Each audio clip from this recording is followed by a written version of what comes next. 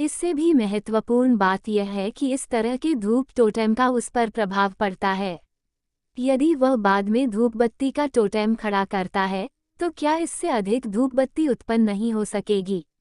लेकिन ध्यान से सोचने के बाद जी यांग को लगा कि यह अवास्तविक था। धूप बत्ती का टोटेम तो मिल सकता है, लेकिन धूप बत्ती कहाँ से लानी चाहिए? अब उसने जो हासिल किया है वह पूरे सूर्य परिवार की कई सालों या दशकों की पूजा की उपज है। यदि यह एक साधारण धूप टोटेम होता तो यह निश्चित रूप से इस स्तर तक नहीं पहुंच पाता। अंत में अन्य परिवारों के धूप टोटेम को लूटना अधिक सुविधाजनक होगा। इसके अलावा जी यांग को अभी भी धूप से थोड़ा डर है और वह उस दिन विश्व कटौती के दृश्य को नहीं भूल पाएगा। धूप निश्चित रूप से एक सुनहरा शरीर बना सकती है, लेकिन प्रतीत होता है कि शुद्ध धूप अभी भी विभिन्न जटिल विचारों का एक संग्रह है। ताकि भले ही ली यांग अब इसका उपयोग करें, ये केवल टिड्डे पर एकत्र किया जाता है। पत्तियां जो कभी भी गिर सकती हैं, अब वो कभी कभी खून चूस सकता है और वह काफी संतुष्ट ये देखकर कि पवित्र वृक्ष ठीक था।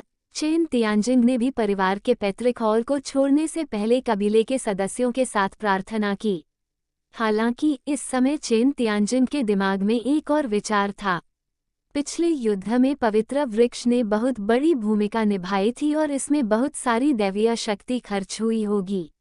अब जब परिवार ने अपनी असली ताकत पूरी तरह से प्रकट कर दी है तो कुछ भी छिपाने की कोई जरूरत नहीं है। वह सीधे क्षेत्र में कई छोटे परिवारों को भयंकर जानवरों के संसाधन इकट्ठा करने और उन्हें बलि चढ़ाने के लिए रक्त चावल के बदले में जुटा सकता है। पवित्र वृक्ष ये भी परिवार के लिए है। आखिरकार 5 साल बाद डोमेन युद्ध परिवार और गोंग्यांग परिवार के बीच निश्चित रूप से एक और लड़ाई होगी। पवित्र वृक्ष जितना मजबूत होगा, परिवार उतना ही मजबूत होगा। और ध्यान से सोचने पर ऐसा लगता है कि पिछली बार जब पवित्र वृक्ष ने नए युद्ध कौशल सिखाए थे, तब से काफी समय बीत चुका है। ऐसा नहीं है कि चेन तियानजिंग लालची है, लेकिन इस घटना के माध्यम से उसे लगता है कि पवित्र वृक्ष की दिव्य शक्ति अपर्याप्त हो सकती है। इसका कारण ये हो सकता है कि परिवार बलि चढ़ाने में बहुत आलसी रहा है। पिछले 2 सालों में पवित्र वृक्ष के लिए क्या बलिदान दिया गया है? वर्तमान बलिदान शायद पर्याप्त थे। अतीत में ऐसा नहीं हुआ था, लेकिन परिवार के क्षेत्र के विस्तार और पवित्र वृक्ष की वृद्धि के साथ परिवार की रक्षा के लिए परिवार के पवित्र वृक्ष द्वारा खपत की गई दिव्य शक्ति निश्चित रूप से बढ़ जाएगी। तेजी से पिछले साप्ताहिक बलिदान को संभवतः हर 3 दिन में एक छोटे बलिदान और हर 5 दिन में एक बड़े बलिदान में बदल दिया जाना चाहिए, जो उचित है। अपने मन में निर्णय लेते हुए चेन तियानजिंग ने तुरंत बलिदान विधि को समायोजित करने का आदेश दिया। इसी समय एक नया संदेश तेजी से फैल गया, ब्यूरियल माउंटेन से लेकर सभी जनजातियों तक। हालांकि इस बार भयंकर जानवर संसाधनों के आदान प्रदान के लिए परिवार को भी आगे आना होगा। संसाधनों की एक निश्चित मात्रा होनी चाहिए, अन्यथा अन्य जनजातियों के लिए परिवार के लिए स्वेच्छा से काम करना संभव नहीं होगा। लेकिन आज परिवार के लिए यह कोई कठिन काम नहीं है। परिवार के पास अब न केवल पर्याप्त मात्रा में रक्त चावल और रक्त चावल फल हैं, बल्कि विभिन्न जनजातियों से श्रद्धांजलि भी है। सबसे खराब स्थिति में परिवार के पास अभी भी युनमेंग शहर में एक धन्य भूमि संसाधन है। यद्यपि यह एक छोटी सी धन्य भूमि है, फिर भी ये सुनिश्चित करे कि परिवार को अगले कुछ वर्षों में शरीर को शांत करने वाले क्षेत्र और रक्त जमावट क्षेत्र के योद्धाओं के संसाधनों के बारे में चिंता न करनी पड़े। यह एक बड़े परिवार की नींव है, होना चाहिए। इस संदेश ने न केवल जनजातियों को पारिवारिक सामूहिक कब्र पर भयंकर जानवरों के संसाधनों के साथ अन्य संसाधनों का आदान प्रदान करने की अनुमति दी, बल्कि वार्षिक कर की भरपाई भयंकर जानवरों के संसाधनों से की जा सकती है तथा भयंकर जानवरों के 10% संसाधनों की भरपाई 20% खेती के संसाधनों से की जा सकती है। जब ये संदेश जनजातियों तक पहुंचाया गया तो जनजाति के नेता वहां जाने में जल्दबाजी नहीं कर रहे थे। यद्यपि संदेश में प्रकट की गई जानकारी बहुत आकर्षक थी, फिर भी भयंकर जानवरों के संसाधनों का उपयोग किया जा सकता था। रक्त चावल और रक्त चावल फल के लिए आदान प्रदान किया जा सकता है, जिसका उपयोग केवल रक्त जमावट योद्धाओं द्वारा किया जा सकता है, और चेन परिवार के गोदाम में परिवार के कौशल की एक प्रति के लिए बड़ी मात्रा में भयंकर जानवर संसाधनों का भी आदान प्रदान किया जा सकता है। चेन परिवार ने रास्ते में कई जनजातियों को नष्ट कर दिया था और उसके गोदाम में कई लाभ होने चाहिए, जिससे छोटी जनजातियों को बहुत नुकसान हुआ। उत्साहित। आखिरकार कई छोटी जनजातियों का कोई आधार नहीं था और वे परिवार की केवल पहली या दूसरी पीढ़ी हो सकती हैं। अगर कोई हुनर होता तो जनजातियों को आगे बढ़ने की उम्मीद होती। हालांकि जिन जनजातियों ने चेन परिवार को अपने संसाधनों का 50% देने की पेशकश की थी, वे डर गए थे, जिसके कारण जनजातियां भी प्रतीक्षा और देखो की स्थिति में थीं। यदि परिवार संसाधन देने की पहल करता है और चेन परिवार उनसे मुंह मोड़ लेता है, तो वे पत्नी और सेना दोनों को खो देंगे। यदि चेन परिवार यह सब पूरा करना चाहता है तो खुद को उन्हें बहुत अधिक जनशक्ति की भी आवश्यकता होगी, जो कि चेन परिवार की वर्तमान कमी भी है। ये ठीक इसी वजह से है कि विभिन्न परिवार समय का इंतजार करने और देखने का साहस करते हैं। चेन परिवार को लेकर चिंता न करते हुए कार्रवाई। ऐसी स्थिति का सामना करते हुए चेन तियानजिंग बिल्कुल भी चिंतित नहीं थे और उन्होंने विभिन्न परिवारों को सीधे तौर पर सख्त आदेश जारी नहीं किए। परिवार पर शासन करने का तरीका भी एक विज्ञान है। चाहे बल से हो या लाभ से, इनमें से किसी एक से कुछ भी हासिल करना कठिन है। केवल 2 तरीकों को अपनाकर ही अन्य परिवारों को आश्वस्त किया जा सकता है। जब कुछ दिनों बाद संदेश दिया गया तो विभिन्न परिवारों ने इंतजार करना बंद कर दिया और क्रूर जानवर संसाधनों को इकट्ठा करें और सामूहिक कब्र पर्वत की ओर बढ़ें। ऐसा इसलिए हुआ क्योंकि जिन्युन पर्वत का लू परिवार 2 दिन पहले गुप्त रूप से दफन पर्वत गया था और परिवार के संसाधनों का एक समूह भेजा था। अन्य जनजातियों की पूछताछ के बाद जब लू परिवार ने जानवरों के संसाधन वापस भेजे, तो गाड़ी पर अभी भी बहुत सारी चीजें थीं और सड़क के बीच में गहरे गड्ढे भी थे। जब जनजातियों ने आगे पूछताछ की तो उन्हें ये भी पता चला कि गाड़ी में बहुत सारी चीजें भरी हुई थीं। वहाँ न केवल बहुत सारा ब्लड राइस था, बल्कि कुछ ब्लड राइस फल भी थे। इससे ये देखा जा सकता है कि चेन परिवार ने जो कहा वह सच था। आखिरकार जिन्युन पर्वत का लू परिवार चेन के विरोध में खुलकर खड़ा हुआ था। परिवार पहले। और आपको ये जानना होगा कि चेन परिवार का रक्त चावल पहले चेन परिवार से भी अधिक प्रसिद्ध था। सभी जनजातियों में जानवरों को पालने की आदत होती है। सबसे पहले वे अपने शरीर को मजबूत बनाने के लिए जानवरों के खून और मांस का इस्तेमाल कर सकते हैं। दूसरे, वे कुलदेवताओं को बलि चढ़ा सकते हैं और तीसरे, वे जानवरों को भी पालने की अनुमति दे सकते हैं।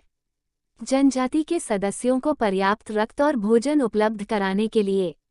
लेकिन यदि पशुओं का अधिक उपयोग किया जाए, यदि उन्हें रक्त चावल के बदले में प्राप्त किया जा सके, तो पहले और तीसरे पशुओं में कोई समस्या नहीं होगी। जहाँ तक परिवार के कुलदेवता का प्रश्न है, कितना त्याग किया जा सकता है? कुछ समय के लिए सभी जनजातियां अधीर हो गईं और अपने पशु संसाधनों को चेन परिवार के पास ले आई, ताकि वे रक्त चावल या अन्य परिवारों की जरूरत की चीजों के बदले में उन्हें दे सकें। यदि वे बहुत देर से गए तो शायद कुछ भी नहीं बचेगा। लेन देन पूरा होने के बाद रक्त चावल को जनजाति में वापस ले जाने के बाद जनजातियों को चेन परिवार के बारे में एक नई समझ भी मिली। इस जनजाति ने अपना वचन निभाया और वास्तव में हो सकता है युद्ध के बाद आपूर्ति संसाधनों में कमी आएगी। इस तरह चेन परिवार के लिए जाना बुरा नहीं होगा। हालांकि चेन परिवार के दुश्मनों के बारे में सोचते हुए जनजातियों ने इंतजार करने और देखने का फैसला किया। वो एक प्रसिद्ध उच्च वर्गीय परिवार था और वे लापरवाही नहीं बरत सकते थे। परिवार में लियांग, जिसने जनजाति में हाल ही में आई खबर के बारे में सीखा था, मूल रूप से समझाने के लिए तैयार था। उसके पास नए युद्ध कौशल न होने का कारण पूरी तरह से उसका दुर्भाग्य था और अन्य चीजों से कोई लेना देना नहीं है। हालांकि बाद में बलिदान के बारे में सोचते हुए इलयांग सब कुछ चुपचाप सहना चुना। परिवार मजबूत हो गया है और अब उसे कुछ देने का समय आ गया है। उसे वाकई मजबूत बनने की जरूरत है। 1 साल देखते ही देखते बीत गया। झोंगझोंग क्षेत्र में चेन किंगहे आकाश में बेतहाशा दौड़ रहा था। चेन किंगहे के पीछे एक व्यक्ति उसका पीछा कर रहा था, क्रोधित शाप के साथ। बेटे, अगर तुम्हें हिम्मत है तो भागो मत, मेरे साथ खुलकर लड़ो। चेन किंगहे ने जब ये सुना तो वह बस हल्के से मुस्कुराया। क्या मजाक है, वह मूर्ख नहीं है, उसे दुश्मन से लड़ने के लिए स्तर पार करना होगा। वह अधिक जोखिम और कम लाभ वाले काम नहीं करेगा। गर्म सुझाव: यदि आपको लगता है कि अगले पृष्ठ पर क्लिक करने से आपको अन्य वेबसाइटों पर जाने के लिए मजबूर होना पड़ेगा, तो कृपया उपयोग करें।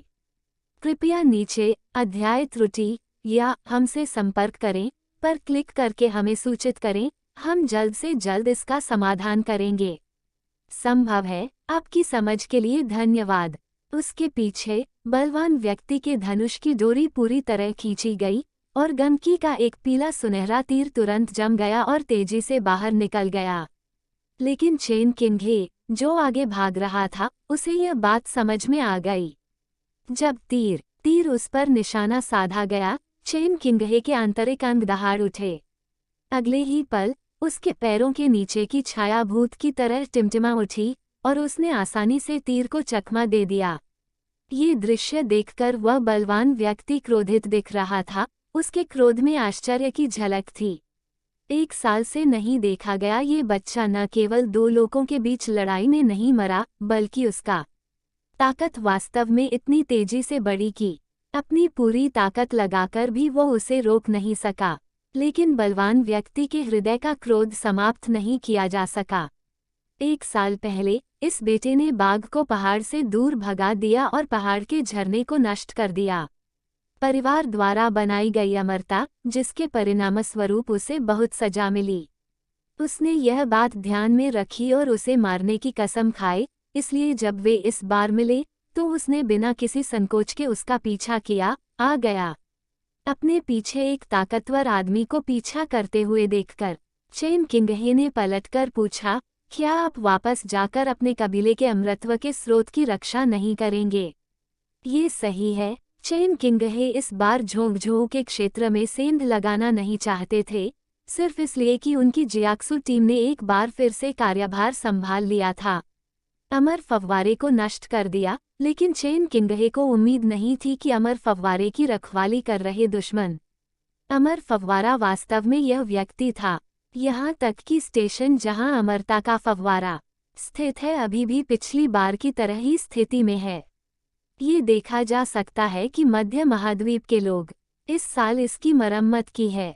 चेन किंगहे की चीख सुनने वाला मजबूत आदमी उपहास किया, क्या तुम्हें लगता है कि तुम मेरे साथ दूसरी बार भी ऐसा ही करोगे? सच बताऊं तो इस बार स्टेशन की रखवाली करने वाला मैं अकेला नहीं हूँ, मैं वायु नियंत्रण क्षेत्र के 4थे स्तर का योद्धा हूँ। चेन किंगहे ने जब ये सुना तो वह हैरान रह गया और ऐसा लगा जैसे वह अचंभित हो गया हो। इससे वह ताकतवर आदमी गर्व से भर गया, उसे पीछे की चिंता करने की जरूरत नहीं थी। देर सवेर वह अपने आगे वाले फिसलन भरे लड़के को पकड़ ही लेगा। लेकिन अगले ही पल चेन किंगहे फिर मुस्कुराए, ओह सच में? लेकिन मैं आपको बताना भूल गया, इस बार मिशन की जिम्मेदारी सिर्फ मेरी टीम ने नहीं ली है।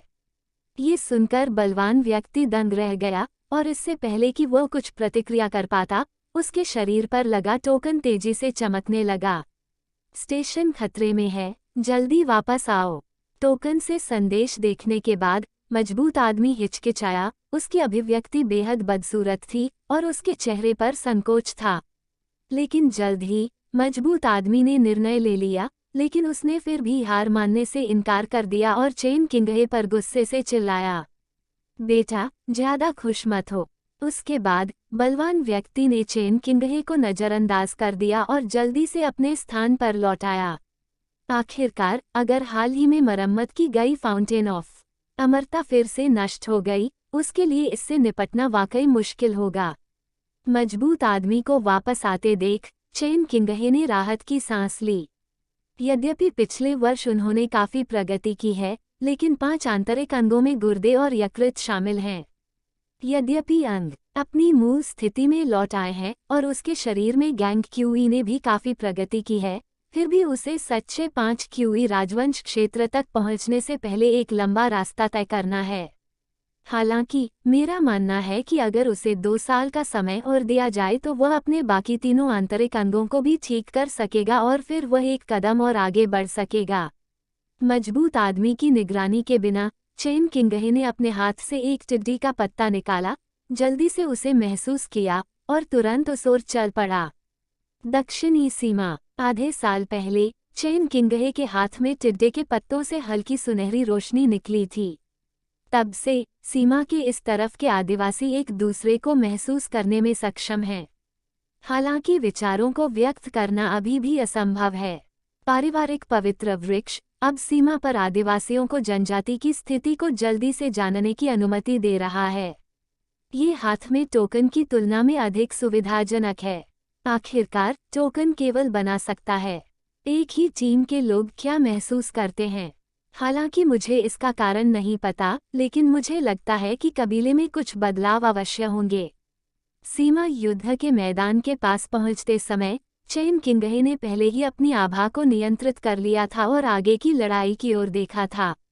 ये युद्ध 1 साल से चल रहा है और दोनों क्षेत्रों को कुछ नुकसान भी हुआ है, लेकिन इसके बावजूद दोनों क्षेत्रों का अभी भी युद्ध छोड़ने का कोई इरादा नहीं है और लड़ाई और भी तेज हो गई है।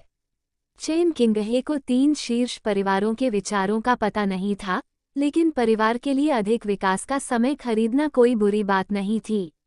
अपनी वर्तमान शक्ति के साथ जब तक वह सक्रिय रूप से मृत्यु की तलाश नहीं करता है या उन योगदान बिंदुओं के लिए प्रयास नहीं करता है, तब तक वह अपनी रक्षा कर सकता है। सड़क पर भागते समय चेन किंगहे ने एक टिड्डी का पत्ता निकालना नहीं भूला और आत्माओं को इकट्ठा करना शुरू कर दिया। इस वर्ष इन आत्माओं को सबसे अधिक लाभ प्राप्त करना चाहिए था, और क्योंकि जियाक्सु टीम काफी मजबूत थी, उन्होंने मूल रूप से हर बार अव्यक्त मिशनों को अंजाम दिया। इससे चेन किंगहे की सबसे बड़ी फसल भी हुई और वह अक्सर 2 के बीच ऐसा कर सकता था।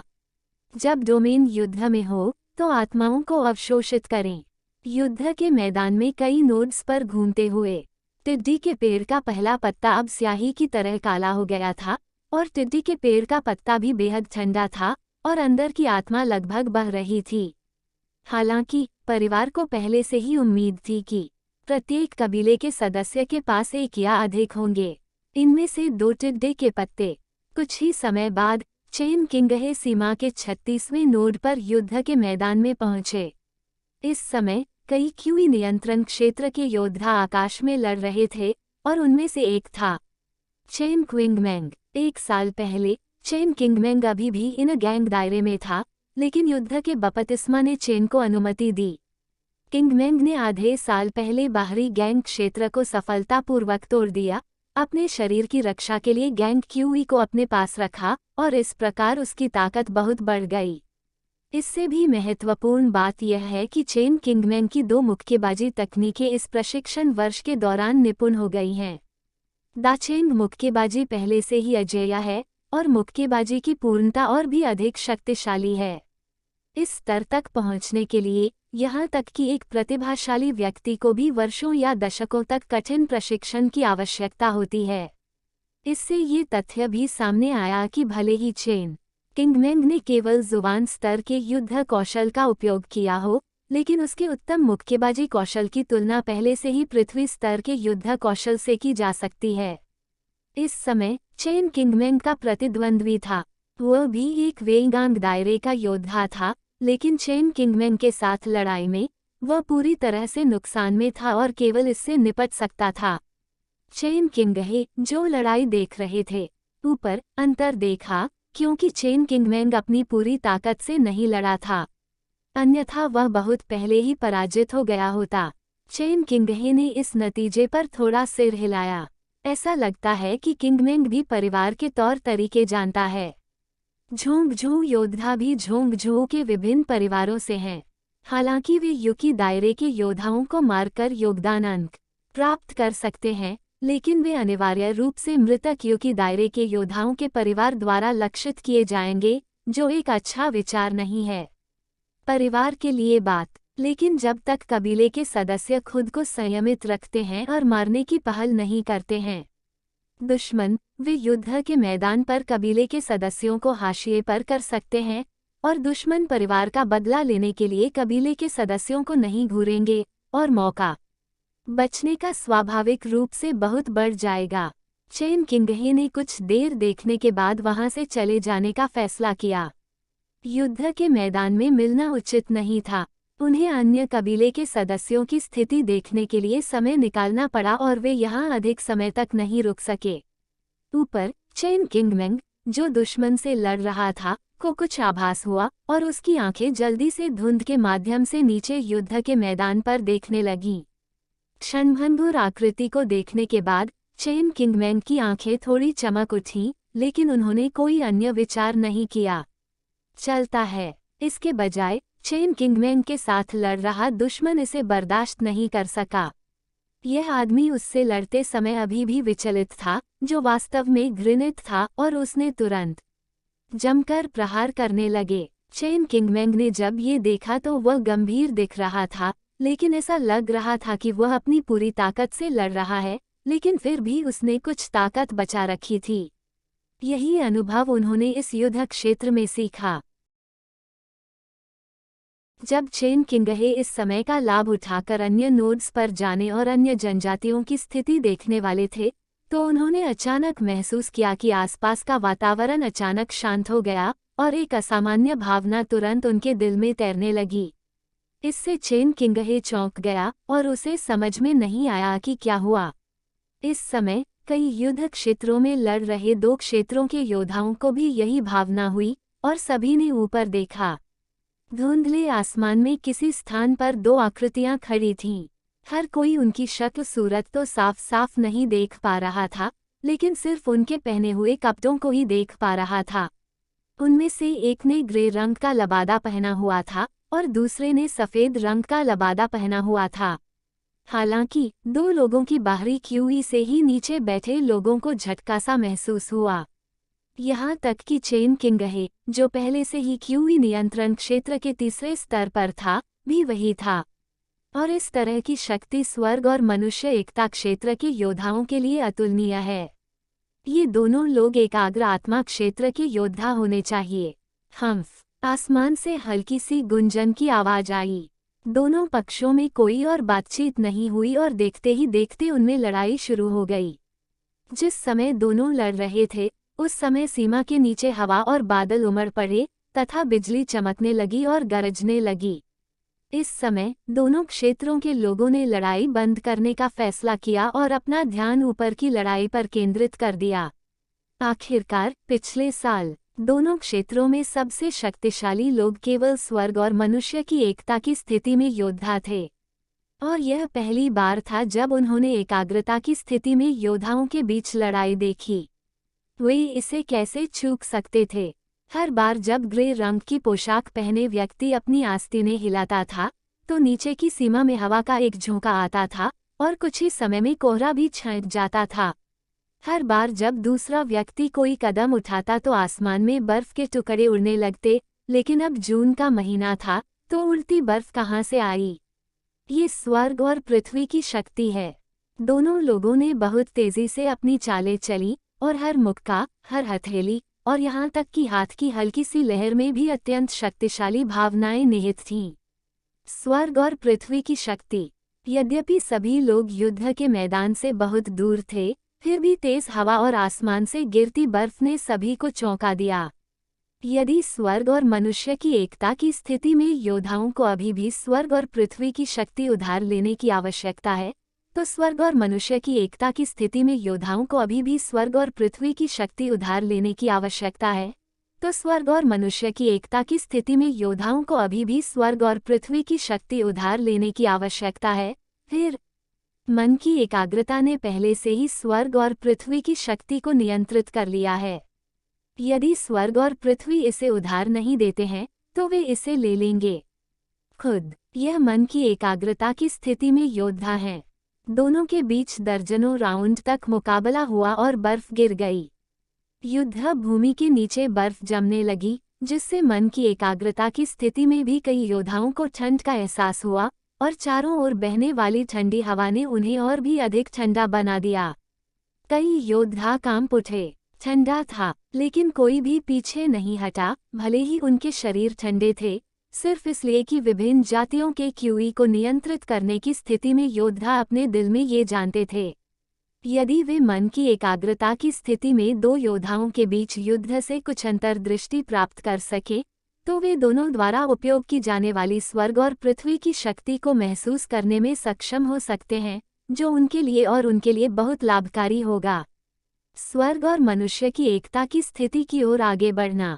चेन किंगहे ने अपना सिर उठाया और आकाश में हो रही लड़ाई को देखा, लेकिन उसकी हथेलियां पहले से ही फैली हुई थीं, जिससे बर्फ के टुकड़े गिर रहे थे और ठंडी हवा का झोंका। इस समय हवा और बर्फ दोनों चेन किंगहे के हाथों में थे, लेकिन जब दो लोगों ने हमला किया तो उसने स्वर्ग और पृथ्वी की शक्ति को भी महसूस किया। उसकी हथेली में नमी का एहसास और ठंडी हवा की हल्की गुनगुनाहट ने चेन किंगहे की आंखों को चमका दिया। एक उज्ज्वल प्रकाश, ये दृढ़ विश्वास था जो चेन में फूट पड़ा। इस समय किंगहे का दिल, उसे मार्शल आर्टिस्ट बनना होगा।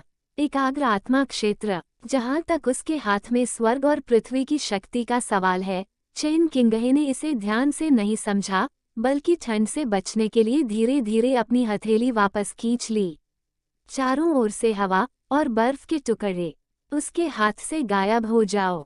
यह अवसर, जो आम लोगों की नज़र में बेहद कीमती और समझ पाना मुश्किल था, चेन किंगहे द्वारा अपनी हथेली वापस खींच लेने के साथ ही चला गया। लेकिन चेन किंगहे को इसका कोई अफसोस नहीं था, क्योंकि यह स्वर्ग की शुद्ध शक्ति नहीं है और पृथ्वी की नहीं, बल्कि स्वर्ग और पृथ्वी की शक्ति ऊपर केंद्रित आत्मा क्षेत्र में दो मार्शल कलाकारों के अनुभव से उत्पन्न हुई है। यदि आप दोनों की शक्ति को समझ लें, तो आप अंत में आकाश में दो लोगों के समान ही आगे बढ़ें और इसे पार करना मुश्किल होगा। आखिरकार अंतिम बिंदु तय हो चुका है। कोई फर्क नहीं पड़ता कि आप कैसे जाते हैं या आप किस रास्ते पर जाते हैं, आप अंत में उसी स्थान पर पहुंचेंगे, उसी जगह। साधारण योद्धाओं के लिए ऐसे अवसर को दृढ़ता से पकड़ना आवश्यक है, लेकिन चेन किंगहे के दिल में इससे भी बड़ी महत्वाकांक्षाएं हैं। वो अपने रास्ते पर चलना चाहता है, किसी रास्ते पर नहीं चलना चाहता। अन्य, उसे स्वर्ग और पृथ्वी का शुद्ध अर्थ चाहिए। इसका उपयोग करने के बाद योद्धा समझ सकता है स्वर्ग की शक्ति का सही अर्थ और पृथ्वी और स्वर्ग और मनुष्य के बीच एकता की स्थिति को गहराई से समझने और पूरी तरह से प्राप्त करने के लिए उस सच्चे अर्थ पर भरोसा करें। भले ही यह स्वर्ग और पृथ्वी की एक ही तरह की शक्ति हो, फिर भी विभिन्न योद्धाओं की समझ अलग अलग होगी। उदाहरण के लिए, पानी जीवन शक्ति का स्रोत है। ये कमजोर लगता है, लेकिन इसमें तूफानी लहरों की शक्ति है और हजारों लोगों की गति। हालांकि वह दोनों की शक्ति को समझने के लिए तैयार नहीं है, चेन किंगहे अभी भी ये देख रहा है। सावधानी से युद्ध करो। एक अन्य युद्ध क्षेत्र में चेन किंगचेंग भी चुपचाप जमीन पर लेटा हुआ आकाश में लड़ाई को मंत्रमुग्ध होकर देख रहा था। एक बूढ़ी आवाज जल्द ही उसके कानों में पड़ी, बेटा, यह इस योद्धा के लिए एक दुर्लभ अवसर है।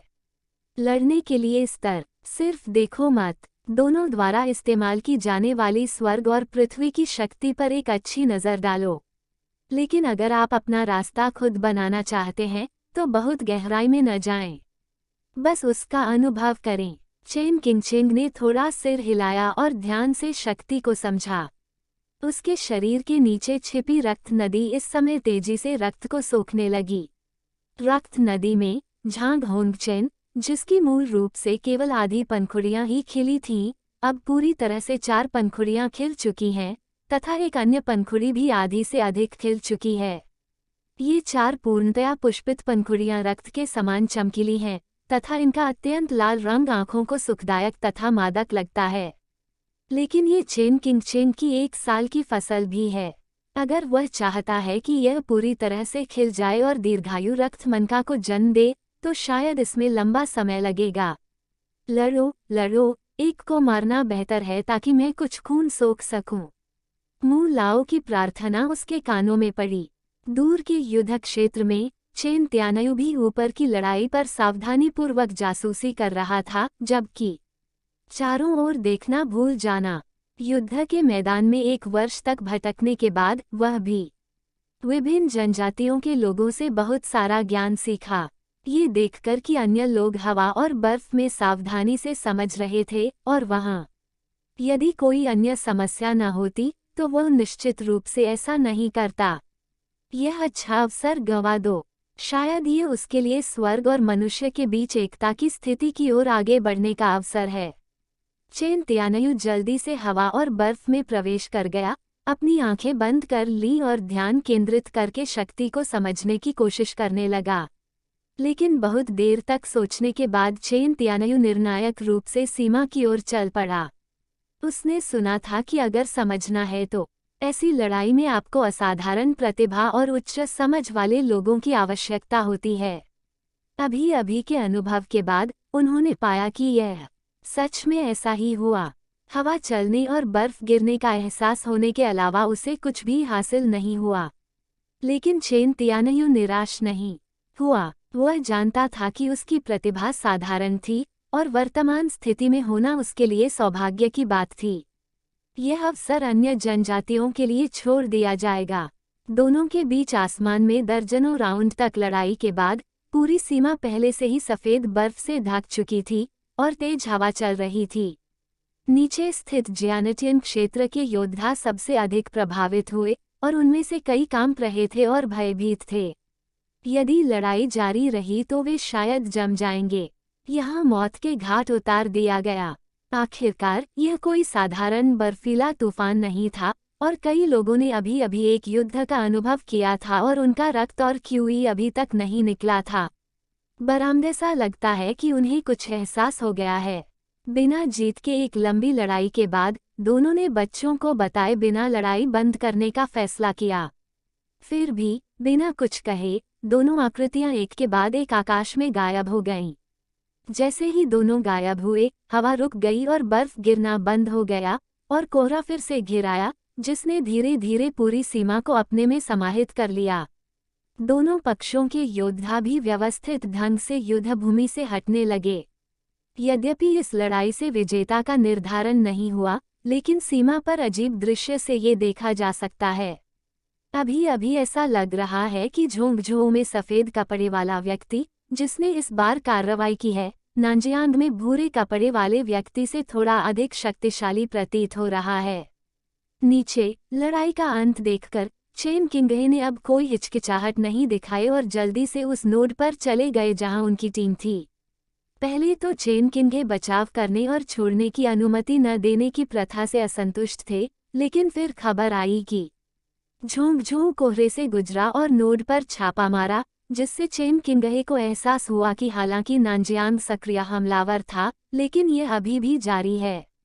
झोंगझों कोई नर्म खुरमा नहीं था जिसे दूसरों द्वारा हेरफेर किया जा सके। एक बार जब आप नोड पर नहीं होते हैं तो नोड के विफल होने या नुकसान होने के कारण अनिवार्य रूप से योगदान बिंदु दंड लगेगा, जो नुकसान के लायक नहीं होगा।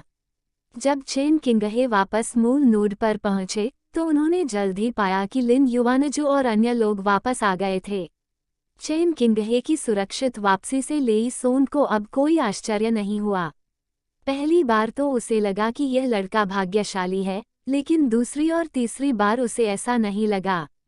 इस लड़के में जरूर ताकत होगी। हालांकि जब चेन किंग ने चारों ओर देखा तो उसने पाया कि इस बार केवल लिन युवानजू और लेई सोंग ही लौटे थे और टीम के अन्य 2 लोगों का कोई पता नहीं था। लेई सोंग ने शांतिपूर्वक कहा, वे सभी मर चुके हैं। चेन किंगहे ने ये सुनते ही बस सिर हिला दिया। वास्तव में ये टीम में कार्य करते समय मरने वाले लोगों का पहला समूह नहीं है। जियाक्सु टीम की शुरुआत में जी यंगगुआंग से लेकर बाद में जिंगलेई तक। इस वर्ष के दौरान विभिन्न जातियों से कई क्यूई नियंत्रण योद्धा टीम में आए और उनमें से कई ऐसे नहीं थे जिन्होंने जीवित रहते हुए कार्य पूरा किया और वे समूहों में मर गए। लेकिन मुझे उम्मीद नहीं थी कि इस बार अन्य 2 वापस नहीं आएंगे। क्यूई नियंत्रण क्षेत्र के तीसरे स्तर के केवल 3 योद्धा ही टीम में मजबूती से टिके रह सके। ये ठीक इसलिए था क्योंकि वे मौत को देखने के आदी थे, इसलिए वे दोनों बहुत शांत दिख रहे थे। वैसे भी अगला मिशन शुरू होने से पहले नए योद्धा उनकी टीम में शामिल हो जाते। इस मिशन को पूरा करने के बाद प्रत्येक व्यक्ति को 20 योगदान अंक मिल सकते हैं, जिन्हें टोकन पर जांचा जा सकता है, लिन युवानजू ने कहा। और फिर 3 शीर्ष परिवारों द्वारा नियंत्रित सीमा पर कई महत्वपूर्ण नोड्स पर गए। उन्हें इस मिशन की स्थिति की रिपोर्ट करने और नए सपने लाने की जरूरत थी। सदस्य अमर झरने के पिछले विनाश की तुलना में यह मिशन बहुत अधिक जोखिम भरा था और यहाँ तक कि लेई सोंग भी गंभीर रूप से घायल हो गया। लेई सोंग ने उसकी बाहों को छुआ, लेकिन फिर खाली हाथ लौट आया। फिर वह अपने हाथ में टोकन को देखने से खुद को रोक नहीं सका। उसके चेहरे पर एक झिझक भरी नजर थी। इस वर्ष मूलतः हर महीने वे जाते थे।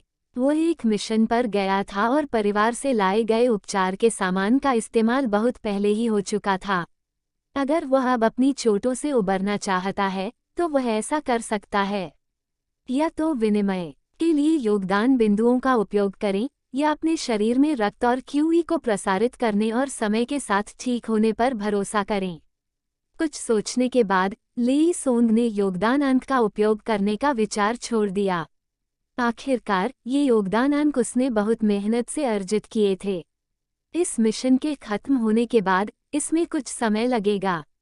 अगले मिशन के लिए समय आ गया है। इस दौरान उसे ठीक होने में सक्षम होना चाहिए। बगल में चेन किंगहे ने भी अपने हाथ में टोकन को देखा। टोकन के निचले दाएं कोने में चेन किंगहे द्वारा प्राप्त योगदान अंक दर्ज किए गए हैं।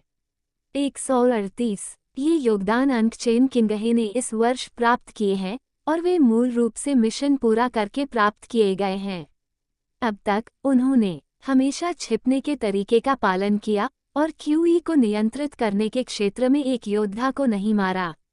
वर्तमान प्रगति के अनुसार उसे कम से कम 100,000 रुपये की आवश्यकता होगी। कम से कम 7 साल और 3 महीने के लिए एक पौष्टिक आत्मा की गोली के बदले में और 4 साल और 4 महीने के लिए एक स्वर्ग और पृथ्वी के बदले में। इरादा जब तक कि वह अन्य जनजातियों के योगदान अंक को अपने में न जोड़ ले।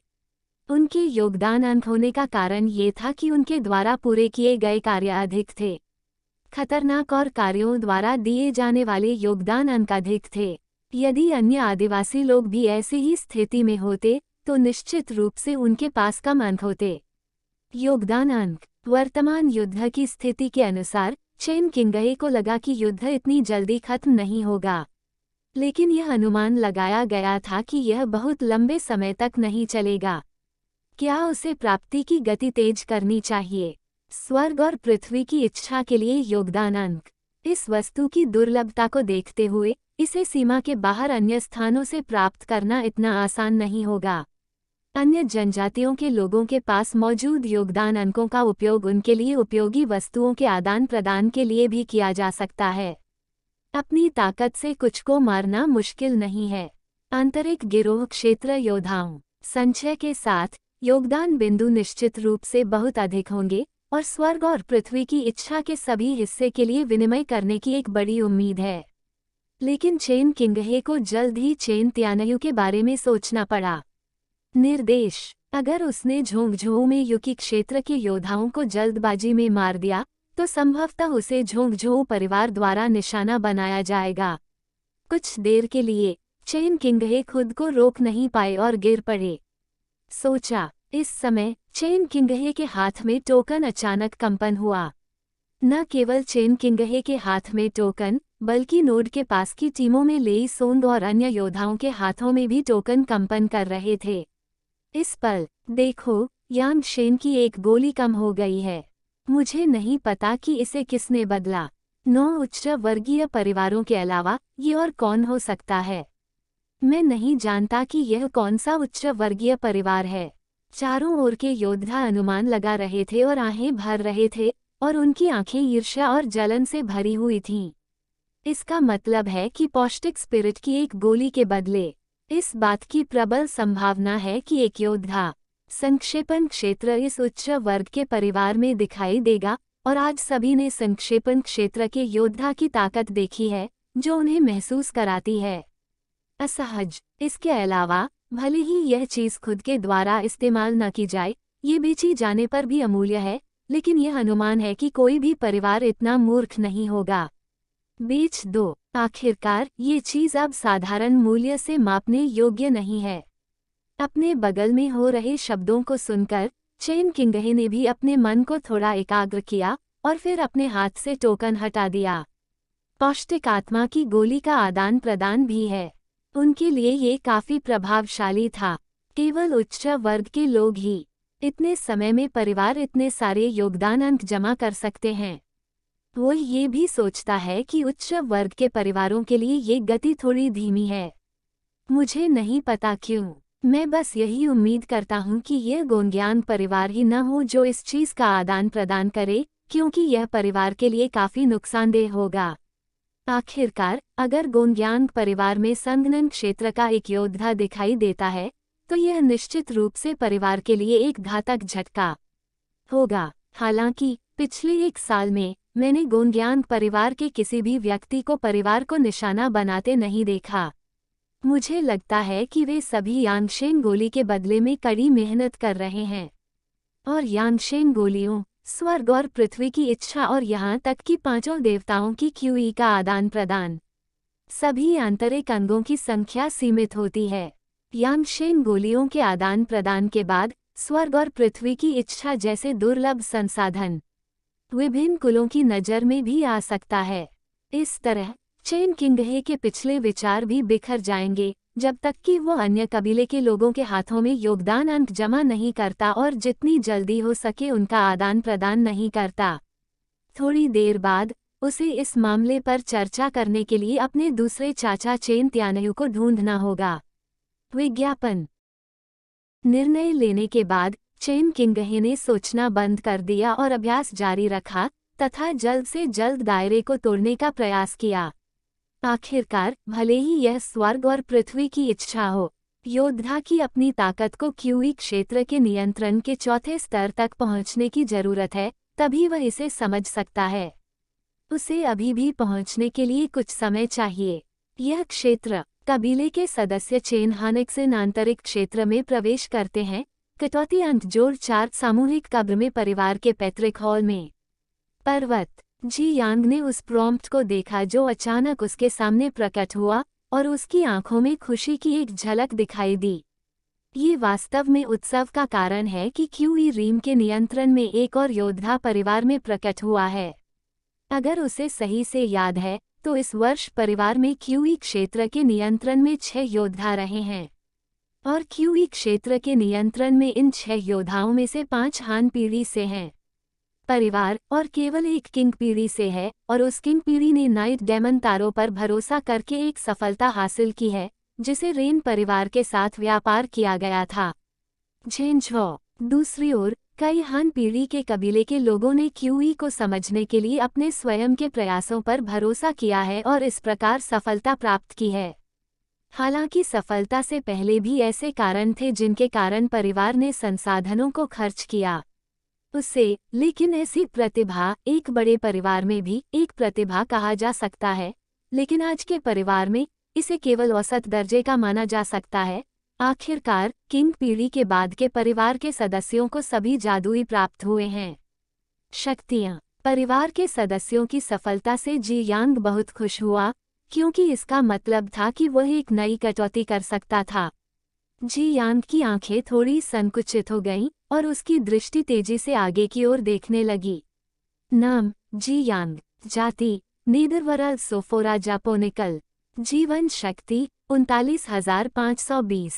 जादुई शक्ति अंतर्दृष्टि की आंख, अमृत के प्रवाह को उल्टना, एक पत्ते से अंधापन, आत्मा को संघनित करना, कवच को ढकना, हजारों मील की लाल भूमि, जागृत आत्मा, वसंत में मृत पेड़ को पुनर्जीवित करना, आत्मा चुराना, पारलौकिकता, हवा को देखना, रसीली शाखाएं और पत्तियां, कोहरे का घेरा, बर्बादी की ओर मुड़ना, खजाने में अप्रत्याशित स्वर्ग, दोहरा हमला, नशे में धुत स्वप्न परी फूल, एक मृत व्यक्ति का विकल्प, जैसे कि सीलबंद हो, एक दिन में 3 शरद ऋतुएं, संस्कृत ध्वनि, सैनिकों में पत्ते बिखेरना, कौशल, चंद्र ग्रहण, यिन एकत्र करना, धूप स्वर्ण शरीर, आत्मा भक्षक, सूर्य भोजन, थंडर, रात, हृदय शुद्धि मंत्र, पृथ्वी शिराएं, जिंगहिंग।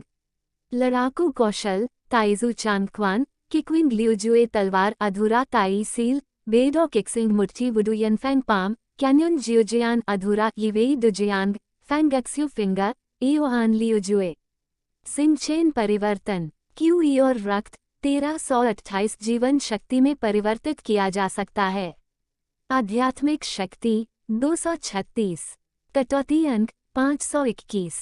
अनुमान लगाया जा सकता है। स्थिति, जियाओलोंग समुद्र से बाहर। वर्तमान विशेषताओं को देखते हुए जी यांग काफी था संतुष्ट। मात्र 1 वर्ष में ही उन्होंने अपनी सारी जीवंतता की भरपाई कर ली है। पिछले युद्ध में हार गए थे तथा मूल आधार पर कुछ प्रगति हुई है। जीवन शक्ति पुनः प्राप्त होने के 2 कारण हैं। इतनी जल्दी। पहला कारण पिछले वर्ष परिवार द्वारा किए गए त्याग हैं। दूसरा कौशल पिछले 3 कटौतियों में प्राप्त एक और कौशल है, जिंगहिंग। सिंगहिंग, आप सितारों की शक्ति को अवशोषित कर सकते हैं और इसे अपनी जीवन शक्ति में परिवर्तित कर सकते हैं। पृथ्वी शिरा तकनीक के आशीर्वाद से जी यांग हर दिन 20 अंक जीवन शक्ति को अवशोषित कर सकता है। सिंगहिंग के साथ वह 24 अंक अवशोषित कर सकता है। हर दिन जीवन शक्ति के बिंदु। 1 वर्ष में ये लगभग 9000 अंक के करीब है। जीवन शक्ति, जिसे एक महान फसल कहा जा सकता है। पिछले अनुभव के साथ जी यांग अब कटौती पेंट जमा नहीं करता है, लेकिन 10।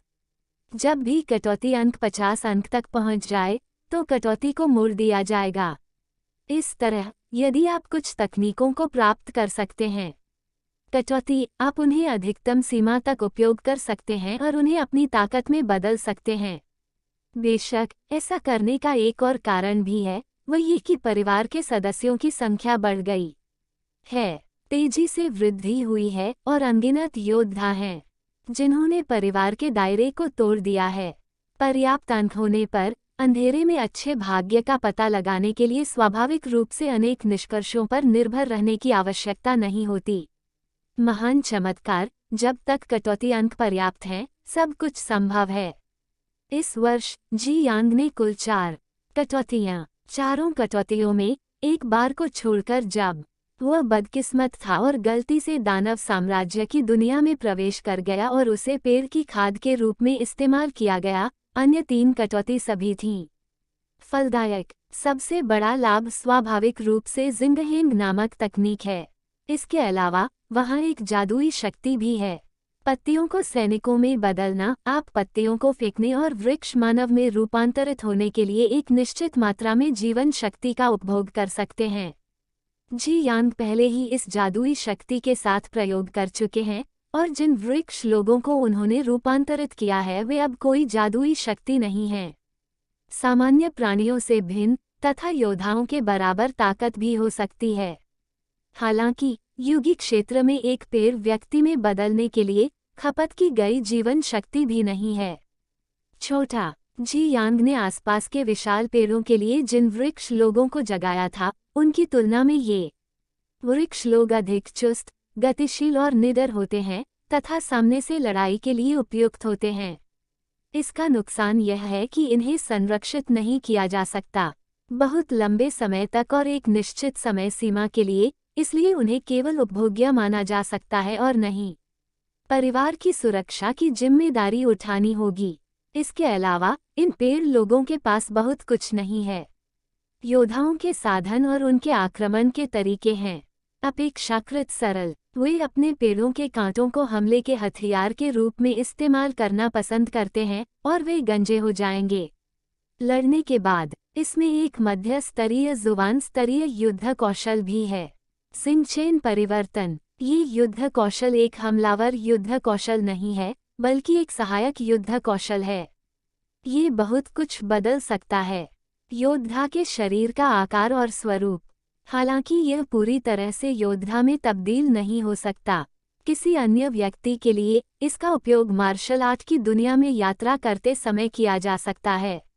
अब यह एक बन गया है युद्ध कौशल जो पारिवारिक योद्धाओं को सीखना चाहिए।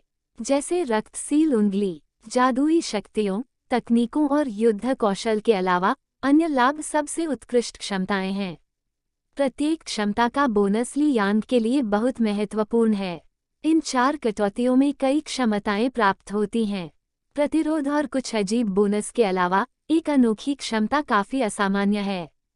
वन लीफ वन यूनिवर्स कहा जाता है। ये क्षमता उसे अपने पत्तों पर रहने वाले एफिड्स के समूह के कारण प्राप्त हुई थी, और यह क्षमता जी यांग के टिड्डे के पत्तों में एक बड़ी जगह विकसित कर सकती है। इस तरह जब कबीला सदस्य भविष्य में महत्वपूर्ण चीजें ले जाते हैं, उन्हें कबीले में नीला भेड़िया उधार लेने की जरूरत नहीं है, लेकिन टिड्डियों के परिवहन के लिए सीधे तौर पर उनके पत्तों का उपयोग किया जा सकता है। पहले संसाधनों के परिवहन के लिए इस्तेमाल की जाने वाली बोरियां अब नहीं होंगी। पारिवारिक इतिहास के चरण से भी हट जाएं। इसका अर्थ ये भी है कि परिवार के प्रत्येक सदस्य के पास एक सुमेरु वस्तु हो सकती है जो सामान्य परिवारों के पास नहीं होती नहीं है, और ये परिवार के लिए विशेष है और बाहरी लोगों द्वारा नहीं खोला जा सकता। अंतिम कटौती के लाभों को एक एक करके पढ़ने के बाद ली यांग ने अब संकोच नहीं किया और तैयार था एक नई कटौती के लिए। हालांकि कटौती से पहले जी यांग जल्दी से 1000 रक्त बिंदुओं को जीवन शक्ति में परिवर्तित कर दिया, जिससे जीवन शक्ति 40,000 अंक तक पहुंच गई। क्योंकि अब हर बार एक सीमा पार हो जाती है, जी यांग के तने और जड़ों का विस्तार किया जा सकता है। इसलिए जब जीवन शक्ति 40,000 अंक से अधिक हो गई, तो परिचित अनुभूति फिर से उसके धड़ में उमड़ पड़ी। जो जड़ें पहले ही पूरे योनगान शहर पर कब्जा कर चुकी थीं, वे फिर से तेजी से बाहर की ओर फैल गईं। 1 मील, 2 मील, 10 मील। जब जड़ें सभी दिशाओं में 20 मील तक फैल गईं, तो वे धीरे धीरे रुक गईं। हालांकि यह बहुत ज्यादा नहीं लगता, लेकिन आपको ये जानना होगा कि ली यांग की अपनी जड़ें केंद्र से लेकर आसपास तक फैली हुई हैं, जो एक वृत्त बनाती हैं। ये 20 किलोमीटर जैसा दिखता है, लेकिन वास्तव में नियंत्रित सीमा कई गुना ज्यादा है, और इसमें दैनिक जीवन शक्ति में वृद्धि से होने वाला सुधार शामिल नहीं है। जी यांग के अनुमान के अनुसार अब यदि उसकी जीवन शक्ति 10,000 अंक बढ़ जाए, तो उसकी जड़ें संभवतः 100 मील दूर तक फैल सकती हैं। विज्ञापन।